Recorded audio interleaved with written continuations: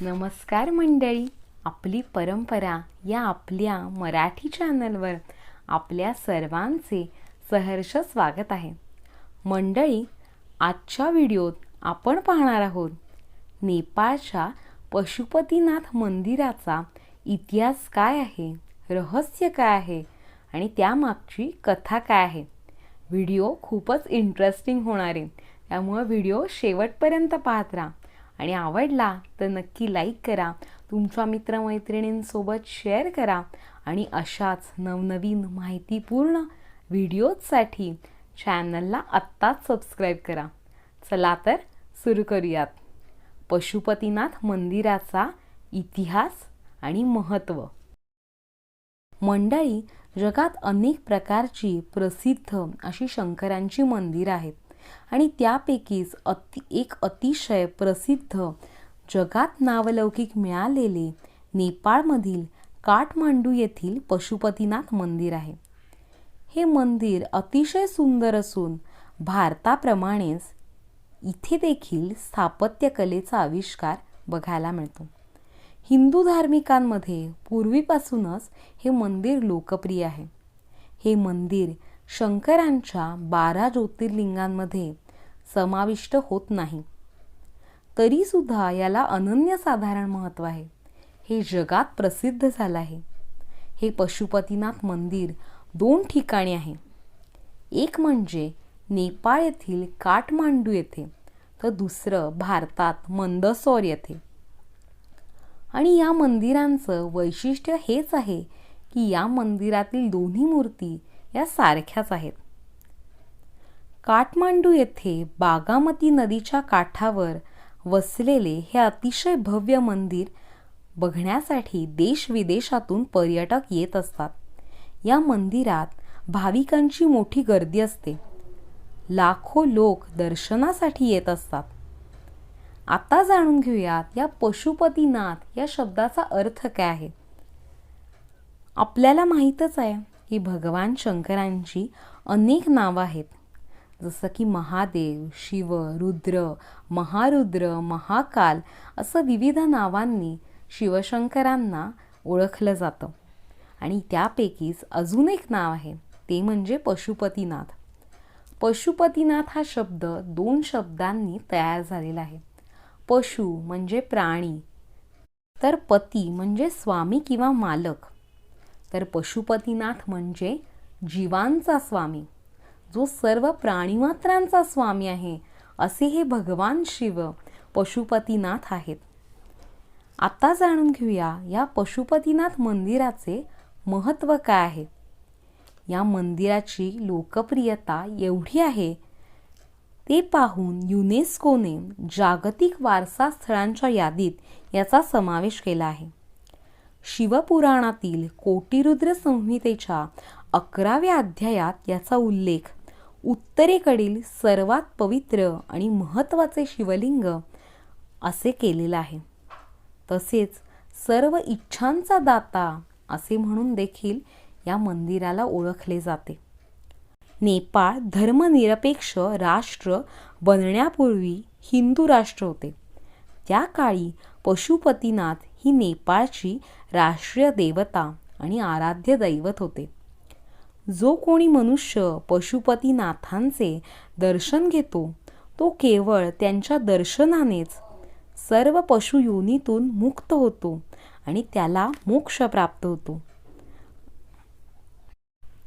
आता जाणून घेऊयात या मूर्तीचे महत्त्व काय आहे. या मंदिरात भगवान शंकरांची पंचमुखी मूर्ती आहे. या पंचमुखी मूर्तीमधील प्रत्येक चेहऱ्याला अनन्यसाधारण महत्त्व असून या 5 मुखांच्या वेगवेगळ्या संकल्पना मूर्तीशी जोडलेल्या आहेत. पश्चिम दिशेला असणाऱ्या मुखाला सदज्योत आणि पूर्व दिशेला असणाऱ्या मुखाला तत्पुरुष असे म्हणतात. विशेष करून या मंदिरात सदज्योत, जे पश्चिमेला मुख आहे, याची पूजा केली जाते. उत्तर दिशेला जे मुख आहे त्याला वामदेव किंवा अर्धनारीश्वर असे म्हणतात. तर दक्षिण दिशेला जे मुख आहे त्याला अघोरी असे म्हणतात. वरच्या दिशेला जे तोंड आहे त्या चेहऱ्याला ईशानमुख असे म्हणले जाते. तसेच त्याला उत्तम मुख असे देखील संबोधले जाते. या मंदिरात असलेले हे ज्योतिर्लिंग पारस दगडापासून बनवलेले आहे. पशुपतीनाथ ज्योतिर्लिंग मंदिरात या 5 मुखांना ज्ञानाचा मूळ पाया असे देखील म्हणले जाते. त्यांना मूलभूत आधार असे देखील संबोधले जाते. त्यांना वेदाचे समर्थन करणारे असे देखील म्हणले जाते. परंतु वेद पुराणांच्या निर्मितीच्या पूर्वी या लिंगाची स्थापना झालेली आहे. हे मंदिर अतिशय प्राचीन असून येथील मूर्ती स्वयंभू आहे असे मानले जाते. या मंदिराशी खूप जुन्या संकल्पना जोडलेल्या आहेत. तसेच विविध लोककथाही या मंदिराशी जोडलेल्या आहेत. तर या पशुपतीनाथ मंदिरांची पौराणिक कथा काय आहे ते पाहूया. पहिली कथा ही पांडवांशी निगडीत कथा आहे. चला तर ऐकूयात. कौरव आणि पांडवांमध्ये कुरुक्षेत्रात जे युद्ध झालं त्यात पांडवांनी सर्व कौरव बंधूंना मारून टाकले. त्यामुळे आपलेच भाऊ आपण मारले या भावनेने पांडव दुःखी झाले होते आणि आपल्याच भावांना मारल्यामुळे त्यांना गोत्र हत्येचे पाप लागले होते. या घोर पापातून मुक्त होण्यासाठी पांडव शिवशंकरांच्या शोधार्थ निघाले. परंतु भगवान शंकरांना असे वाटत नव्हते की एवढ्या घोर पापातून पांडवांची सहज मुक्ती व्हावी आणि म्हणूनच त्यांनी बैलाचे रूप धारण केले आणि ते पांडवांपासून लपत लपत केदारनाथ सारख्या दुर्गम आणि निर्मनुष्य ठिकाणी जाऊन राहिले. पांडव त्यांना शोधत शोधत तेथे जाऊन पोचले. तेव्हा लगेचच शिवशंकरांनी बैलाचे रूप धारण केले आणि बैलांच्या कळपात ते सामील झाले. तेव्हा भीमाने विशाल रूप धारण केले आणि तो दोन्ही पाय पसरून उभा राहिला. तेव्हा प्रत्येक बैल त्याच्या 2 पायातून पुढे निघून जात होता. पण महादेव रूपी बैलाने असे केले नाही आणि हेच भगवान शिवशंकर आहेत हे पांडवांच्या लक्षात आले. ही गोष्ट पांडवांच्या लक्षात आल्यावर शिवशंकरांनी जमिनीत गुप्त व्हायला सुरुवात केली आणि हे पाहून भीमाने सर्व शक्तीनिशी त्या बैलाची शेपूट जोरात ओढली. तेव्हा शंकरांच्या त्या प्राणीरूपी शरीराचे वेगवेगळे भाग झाले आणि ते वेगवेगळ्या ठिकाणी पोचले. त्यांच्या मस्तकाच्या याच भागाला पशुपतीनाथ म्हणतात आणि उत्तराखंडमध्ये स्थित असलेल्या केदार मंदिराच्या या मागील भागाला पंचकेदार असे म्हणले जाते. आणि अनेक ठिकाणी हे असे अवशेष पडल्यामुळे तिथे वेगवेगळी तीर्थस्थाने झालेली आहेत.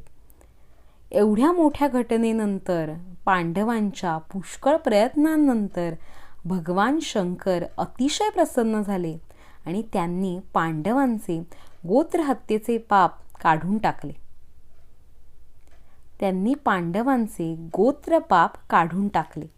आणि त्यांना सर्व पापातून मुक्त केले. ही होती पशुपतीनाथ मंदिराची पांडवांशी निगडीत कथा. आता दुसरी कथा जाणून घेऊयात. दुसरी दंतकथा अशी आहे की एकदा भगवान शंकरांना झोप पूर्ण न झाल्यामुळे त्यांनी चिंकाराचे रूप घेण्याचे ठरवले.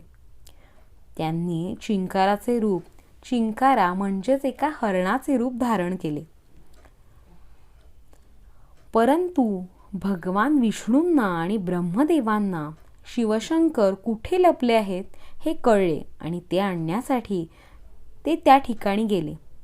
परंतु शंकरांना त्यांना काही भेटायचे नव्हते म्हणून त्यांच्यापासून लपून ते नदीत उडी मारायला गेले. असे म्हणतात की भगवान शंकर या चिंकाराच्या रूपात धावत असताना डोक्यावर पडले आणि त्यांच्या शिंगाचे 4 तुकडे झाले आणि तेव्हापासूनच पशुपतीनाथ मंदिरात शिंगांचे 4 तुकडे पडले आणि तेव्हापासूनच या 4 मुखांची उत्पत्ती झाली. आता जाणून घेऊयात हे मंदिर कसे बांधण्यात आले. या मंदिराचे बांधकाम वेदांच्या निर्मिती पूर्वी झालेले आहे असे मानतात. पण याची नक्की वस्तुस्थिती काय आहे हे कोणालाच माहीत नाही. पुष्कळ लोकांचा असा विश्वास आहे की पशुप्रेक्ष हा राजा सोमवेदाच्या घराण्यात होता आणि हे मंदिर त्यानेच बांधलेले असावे. असे म्हणले जाते की हे मंदिर पशुप्रेक्षाने इसवी सन पूर्व 3ऱ्या शतकात बांधले होते, परंतु त्याचे उपलब्ध पुरावे मात्र 13व्या शतकात दिसतात. आज दिसणारे हे पशुपतीनाथ मंदिराचे रूप 1697 मध्ये नेपाळचा राजा मल्लाने बांधले होते. म्हणजेच त्यांनी या सर्व मंदिराला स्वरूप दिलेले होते. तेव्हापासूनच पशुपतीनाथ मंदिराचे अनेक वेळा नुकसान झाले. ते अनेकदा त्याची पुनर्बांधणी डागडुजी वेगवेगळ्या राज्यांनी केलेली आहे. 2015 मध्ये एप्रिल महिन्यात भीषण भूकंप झाला होता. त्यात या मंदिरालाही मोठा फटका बसला होता. या मंदिराच्या इमारतीचे नुकसान झाले होते. या मंदिराचे जे काही नुकसान झाले होते त्याची डागडुजी वेळोवेळी करण्यात आली. आता जाणून घेऊयात या पशुपतीनाथ मंदिराचे रहस्य काय आहे. अशा कोणत्या गोष्टी आहेत की ज्या विशेषपूर्ण आहेत, ज्याला विशेष महत्त्व आहे आणि या रहस्यमयी आहेत. 1. 4 वेदांच्या निर्मितीचा आधार हे पशुपतीनाथ मंदिर मानले जाते. या पशुपतीनाथ मंदिरात प्रामुख्याने सदज्योत मुखाची पूजा केली जाते. या पशुपतीनाथ मंदिरातील मूर्तीची पूजा हे प्रामुख्याने दक्षिण भारतातले ब्राह्मण करतात. त्यांना इथे विशेष मान आहे. या मंदिरात जो कोणी भक्तिभावाने पशुपतीनाथांचे दर्शन घेतो तो या सर्व प्राणी योनीतून मुक्त होतो असे मानले जाते. त्याला कधीही पुनर्जन्म मिळत नाही, तो मोक्षाला जातो.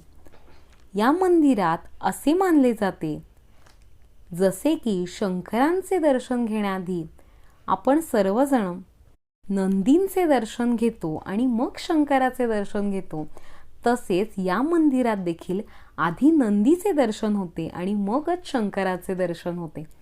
परंतु एकदा का पशुपतीनाथांचे दर्शन घेऊन झाल्यावर नंतर नंदींचे दर्शन परत घेऊ नये असे मानले जाते.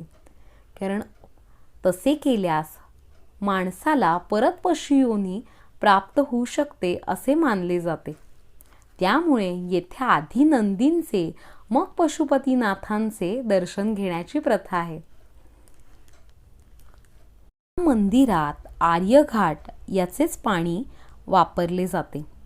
हे पाणी पवित्र मानले जाते आणि सर्व अभिषेकांसाठी ह्या आर्यघाटाचेच पाणी वापरले जाते.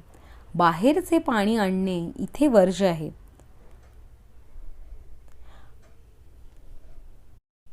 या मंदिरात असे मानले जाते की प्रत्येक वर्षी काही इंचाने ही मूर्ती वर येते. या होत्या पशुपतीनाथ मंदिराच्या रहस्यमयी गोष्टी. तुम्हाला अजून कोणत्या मंदिराची माहिती ऐकायला आवडेल ते नक्की कमेंट बॉक्समध्ये सांगा. आणि व्हिडिओ आवडला तर नक्की लाईक करा, शेअर करा आणि चॅनलला सबस्क्राईब करा. धन्यवाद.